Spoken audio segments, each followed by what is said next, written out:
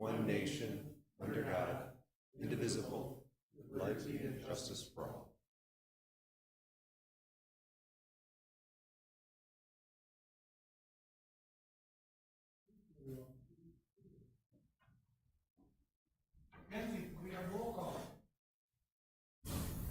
Commissioner Grabowski. Here. Commissioner Belt. Here. Commissioner, Trustee Rhodey. President Knutson. Yes, oh, I'm sorry, I was reading something. No, you're okay. And then Commissioner Hoff, Commissioner Liebert, and Commissioner Jelassic are excused. Okay, we have a public hearing this evening on conditional use grant request of applicant Casey Sisky, DBA CrossFit Rokas, to develop a CrossFit gym. A health club use is only permissible through the issuance of a conditional use grant, section 40.3161. This request is located at 1343 East Wisconsin Avenue, Suite 100 and 101, PWV 0921996006 and 0921996005 is Zone B5 Light Industrial District. Property owner is Smart Assessment Management LLC and applicant is Casey Sisky. I hereby open up the public hearing. Is there anybody that would like to make a comment at this time? Okay, we're gonna close it. Citizens' comments. Okay, there's no citizens that would like to make a comment at this time. Regular Planning Commission meeting, approval of the minutes dated June 12th, 2025. As everybody looked them over, I hope there's no questions, comments, or corrections, but if there are, The only thing I would say is with only 4 members here, I would not look for any abstentions even for absent members. 10-4. That's the only thing I would say. I'll look for a motion. I'll motion to approve the minutes from the June 12th meeting as written.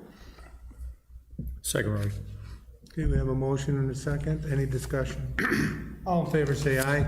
Aye. Opposed? Motion is hereby carried. Item 5, old business, we have none. Item 6, new business, review, discussion, and possible action on conditional use grant request of applicant Casey Sisky. Thank you. Thank you.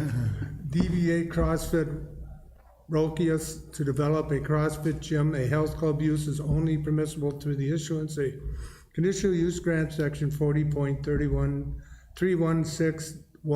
This request is located at 1343 East Wisconsin Avenue, Suite 100 and 101, PWV 0921996006 and 0921996005. Is Zone B5 Light Industrial District. Property owner is Smart Assessment Management LLC, and applicant is Casey Sisky.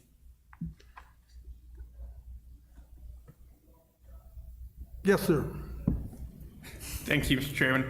Just very quickly tonight, health clubs are only permitted through a conditional use permit within the B5 district. This building has multiple suites. Applicants looking at taking over 2 of those suites. Should be sufficient parking on site. There's a lot of parking around that facility. Plan of operation has been filed. They anticipate about 70 to 100 customers a day. Hours of operation Monday through Friday, 5 to 6:30 p.m. Saturdays, 6:30 to 9:30 a.m. and Sundays, 10:30 a.m. to noon. Should be a nice complementary fit for what's already in that larger building. It is a set of conditions that you'll see in there. Those are kind of the standard ones that we put within all of the site plan of operation conditional uses. Nothing extra or unique above and beyond, as it's a pretty straightforward use. Do you have any questions or comments from any board members? If not, would someone like to make a motion? I'll make a motion to approve the conditional use grant request and business plan of operation for CrossFit Rokas, subject to staff's conditions. Grabowski, second. Okay, we have a motion and a second to approve. Discussion? All in favor, say aye. Aye. Opposed? Motion is hereby carried. Good luck. Thank you. You're welcome. You're welcome. Review, discussion, and recommendation to village board for the vacation of an approximately 11 feet by 55 section of Quinlan Drive located on the east side of Quinlan Drive, approximately 128 feet north of the intersection of Quinlan Drive and West Wisconsin Avenue. The 605 square foot section is right away owned by the village of Pewaukee. Who would like to start this? I can. Yeah, so as many of the commissioners may recall, not that long ago, the commission and ultimately the village board had approved an ordinance for converting outlots to potential buildable lots. The precipice of that ordinance is largely the area we're talking about today. When the subdivision was completed for the Glen, or the preserve at Lake Pewaukee, the Glen at Lake Pewaukee, this lot was part of that subdivision. So this is the subject lot here, and then that subdivision is actually here all to the east and north. But this lot was part of that. It was an undeveloped lot at that time. Because of that, when that subdivision was done, they dedicated some additional road right-of-way on Quinlan Drive to get up to what the kind of half right-of-way width would traditionally be if you were following the modern standards for roadway widths. But the rest of that subdivision is already built out. So we have essentially one lot with a wider right-of-way in that area than all of the surrounding homes. That outlot requirement to be converted to a single-family home lot has to be 6,000 square feet. You cannot deviate lower than 6,000 square feet. So through some discussions, the owner of that lot and the developer kind of said, hey, is there any way that the village could look at vacating all or some of that right away to get that lot after the vacation up to 6,000 square feet and therefore make it then eligible to go through that village process of converting an outlot to a buildable lot. So after some discussions, looking at the options of the way street vacations can proceed, as there are many of them, it was determined that the village would initiate a review of the process. That takes Plan Commission review, Public Works and Safety review, and then ultimately village approval to determine if they do want to vacate that right away. The Director of Public Works is here to talk about it. The city engineer did submit a staff report, which I forwarded on as part of our request. It's kind of one of those situations where, in an ideal world, yeah, that right-of-way would be consistent. If the road ever wanted to be rebuilt, a more kind of modern, standard-sized roadway would be done. However, with this being the only lot with that right-of-way width for that road to be widened, you'd be looking at trying to accommodate right-of-way acquisition from all of those properties. So then you start to look, okay, what is the feasibility of widening it versus allowing another single-family home? So that's kind of where we're here today. I provided kind of an overview in my report, and I know the Public Works Director has some additional thoughts. We're kind of really looking at, does it make sense to hold on to that right-of-way in this case, knowing maybe some of the constraints of what it would take to get right-of-way from everyone else, versus the impact of allowing another single-family home in that subdivision. Questions from the board? Am I correct in assuming, and I'm just looking at the photo here, it looks like if we're, the houses that currently exist, if we were to take and widen that road, those houses would actually be closer than what this proposed location is, correct? Yeah, I think you'd likely would end up with houses, you look at that one like immediately to the north, it would end up being very close to that front. They'd have a couple of feet probably from right-of-way line to their home. So yeah, these houses are obviously, as you can see, kind of in line with if you started taking that right-of-way, you'd end up with some really small front yards. And even conversely on the other side, same thing. You'd ultimately be looking at getting it on both sides to get to the 60-foot right-of-way, or 66-foot. 60. So. Okay.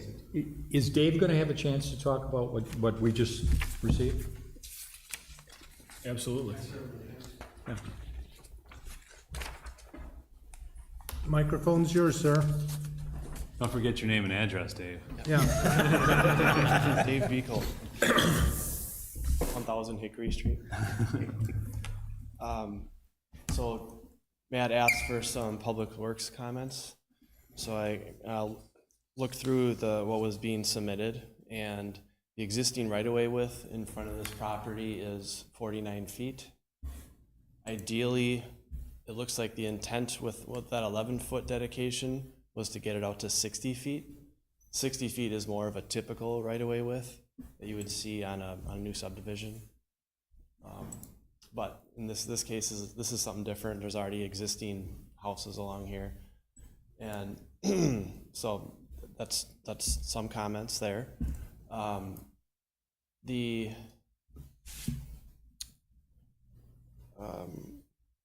see here.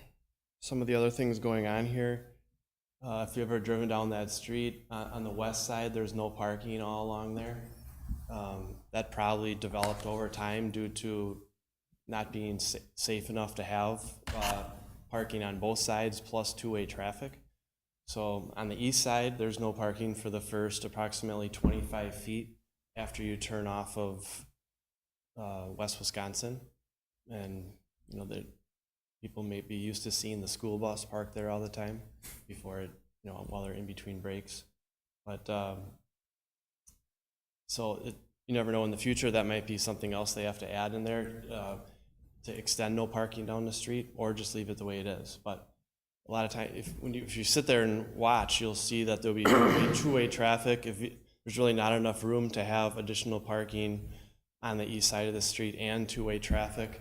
You'll see cars having to pull behind a stop car and then go around, which isn't ideal, but it is the way it is right now. So those are some comments from a public works standpoint. And this might be, the way it is right now, it might be fine to leave it like that way for the future. If you're looking to possibly improve things in the future, which is probably a really low probability, then you would want to keep some right away here to possibly shift the sidewalk back if the street was ever reconstructed. That would take a lot of effort, because you would have to obtain at least 5.5 feet of right of way along each side of the street for the first 3 properties or so to the north. So that's probably a really low likelihood, but it is a possibility if we wanted to keep that possibility open, if for some reason people didn't like having no parking on the street. So I don't know if everyone received my comments or not. They didn't get into the official packet, so. They should all have them. They're at the commissioner's desk. So, I think that the intent of the previous, or the village engineer at the time, was to retain 11 feet to get out to 60, and that in the future, maybe they might keep doing that to the north. But sounds like conveying some of that to the developer will greatly help out being able to make this a buildable parcel. So we're kind of balancing out future public works needs versus getting some immediate development. Can you touch it? I think it's number 3 of your comment about, like, do we really need the whole 11 feet vacated? Right. So we could, instead of conveying the entire 11-foot strip to the developer, we could one option would be to just convey 5.5 feet. And then in the future, if we ever wanted to widen the street, we'd have to obtain 5.5 from the other parcels to the north. So we could transition from, instead of a 49-foot right-of-way to a 60-foot right-of-way. That's a really low likelihood that would ever happen, but if for some reason this became an unsafe area and we rebuilt the street, that is an option. Does the developer still get to the point where he's meeting the minimum requirements? No. So the bare minimum that would have to be vacated would be 6.5 feet. So we're super close. At 6.5 feet vacated, they get up to essentially 6,008 square feet of lot. So there's no need to vacate necessarily the entire 11 feet. But if we would have to have about 6.5 feet vacated to get them to 6,000. And then obviously anything in between those would work. So you could do that. Yeah.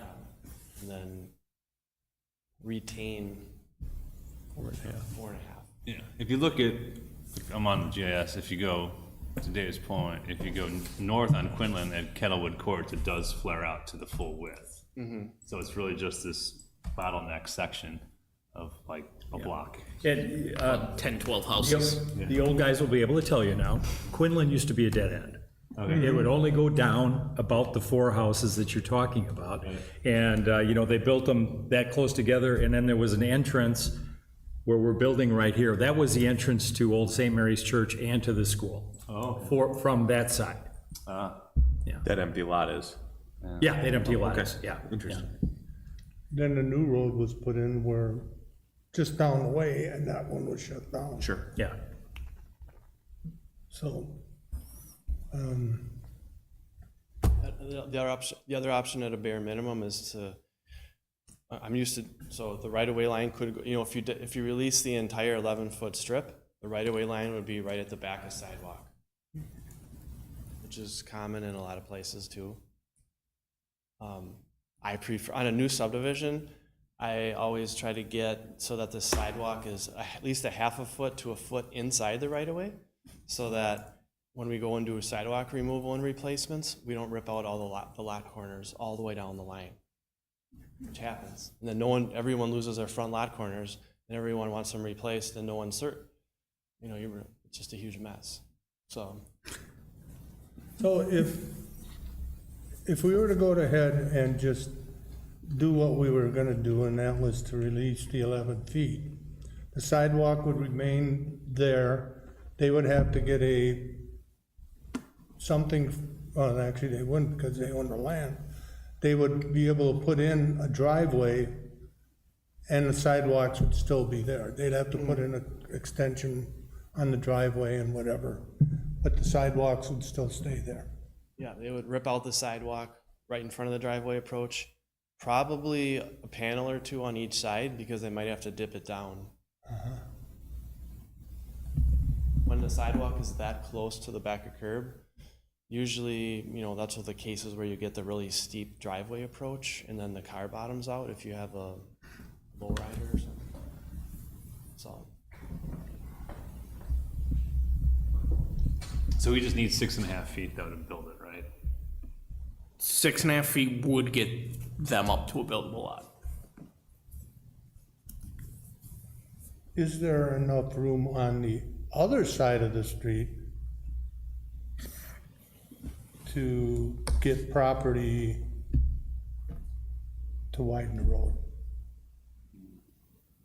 yes, I mean, the right of way is still at the back of the sidewalk on the other side, so we'd have to still. You'd have to measure. So that it'd be in the same category, so. we might violate setbacks, you know, along there, but you kind of leave yourself open for, in case, say something happens there's an accident, and people are like, you know what, let's eliminate parking on both sides of the street. Because let's just say, like, hypothetically, that 2 cars sideswipe each other. I'm like, oh my gosh, who let this happen? You know, so now we're gonna, okay, now we eliminate parking on both sides. And then people don't like that, they hate that. And so, and they're like, I wish we would've just widened the street out in the first place, or when we rebuild it, and then we'd have to go and try to acquire right away from both sides, but it is possible. If you release less than 11 feet, and like, say you release only 4.5, you release 6.5 feet, so release is also the same, meaning like conveying it to the developer. You leave yourself open for possibly widening the right of way in the future.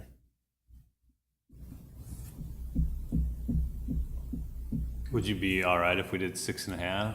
Oh, yeah. Yeah. You'd probably be all right with whatever we did, you just letting us know. There's many options here. You know, probably the more that you give the developer, he prefers to help him with his layout of his property. Are you taking into account the front setback that he has to abide by? No, we have not even looked, because we haven't seen a site plan or anything from them. They just have to get to 6,000 or it's not an option. Okay. And we're probably gonna give them variances anyway, I'm sure, for the setback. Yeah, I mean, Sure. we're probably gonna wanna look at more of the character and lining up the home and some of that stuff with the actual home. But if they don't get to 6,000, that provision for converting an outlet to a buildable lot couldn't take place.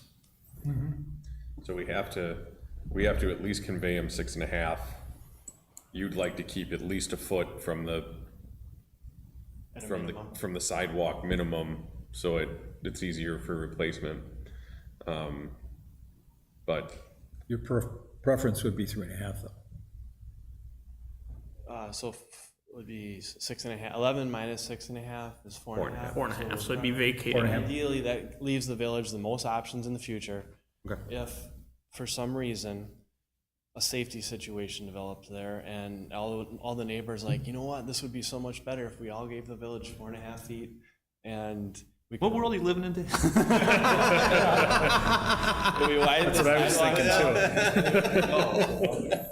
We should just give our property to the village. because that happens never. Can you think, you know, I guess in dealing with developers, by making that change and going to 4.5, can you think of any type of hardship that's gonna create for him? Ultimately, looking at their lot, whether it's 6,000 or, I mean, really, we're looking at 6,000 versus 6,100. If it's not gonna meet front yard setback, which I highly doubt it will, that difference of a foot here or there is gonna make a difference. They're gonna need some sort of modification likely to build. So I think looking at it from Dave's perspective of, if we keep at least 4.5 feet, it improves our situation in the future if necessary, probably makes sense because the hardship on the developer, they want their 6,000, whether it's 6,000 or 6,100. I don't think they're gonna really care. It's not gonna have that much of an impact on their ability to develop that lot. Okay. So what it comes down to is how much are we going to allow them? He needs 6.5, That's it, right? okay. He needs 6.5. Yep. Okay. This is just a recommendation to the board. This is the beginning of a process. So whatever you tell the board, obviously they'll take into consideration, but Public Works and Safety Committee has to weigh in as well. Okay. So this is, and then there's a procedure, a legal procedure that this initiates. The applicant here has asked the village to consider this at a staff and board and committee level first, which is why we're going through this process. So you're not releasing anything tonight, but you are making a recommendation to the board that from a land use perspective, the plan commission would recommend that a release of 6.5 feet of this right of way is appropriate for this location. In doing that, I think it would be easier for the PWS, Public Works and Safety, to approve it due to Dave's recommendations. So, I guess if there's, anybody else have any questions or comments? Would someone like to make a motion to send something to the village board? Yes. I'll make a motion that we recommend to the village board that we release 6.5 feet of right-of-way to the developer, Adjoining property owner. joint property owner. Do I have a second? Grabowski, second. Okay, we have a motion and a second. Any further discussion? All in favor, say aye. Aye. Opposed? Motion is hereby carried. Review, discussion, and possible action to cancel the July 10th, 2025 Planning Commission meeting. This was brought forward by staff, so staff? So with taking up this Quinlan request, that would have been what you had next week.